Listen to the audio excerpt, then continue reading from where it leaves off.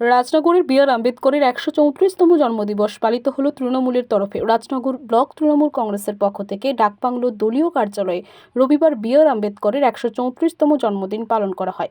ভারতীয় সংবিধানের জনক ভীমরাও আম্বেদকর, যিনি বাবা সাহেব নামে পরিচিত, আজকের দিনেই মধ্যপ্রদেশে জন্মগ্রহণ করেন। দিনটি যথাযথ মর্যাদার সাথে পালন করলেন তৃণমূল কর্মীরা।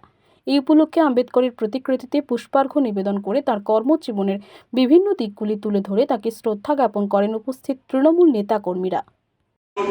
তৃণমূল কংগ্রেসের প্রধান কার্যালয়ে এসে উপস্থিত হয়েছি। আজকে আমাদের বাংলা নববর্ষের প্রথম দিন, তাই সকলকেই শুভ নববর্ষের প্রীতীয় শুভেচ্ছা জানাই।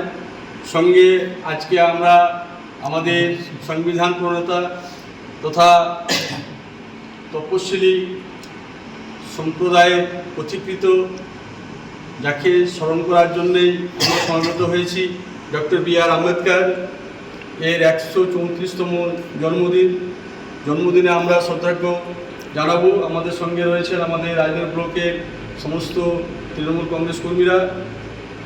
এনার সম্পর্কে বলতে গেলে এই মানুষটি উচ্চ বর্ণের সাথে নিম্ন বর্ণের যে সংগ্রাম, সেই সংগ্রামে তিনি দেখিয়েছেন যে নিজের পরিশ্রম এবং চিন্তাধারা যে ঠিক থাকলে নিজেকে প্রতিষ্ঠিত করা যায়। তিনি উচ্চবর্ণের শত অবজ্ঞা অবহেলা অতিক্রম করে প্রতিষ্ঠিত হয়েছেন এবং ভারতবর্ষকে যে সংবিধান দ্বারা আমরা ভারতবর্ষ পরিচালিত হচ্ছে তারই তিনি প্রণেতা।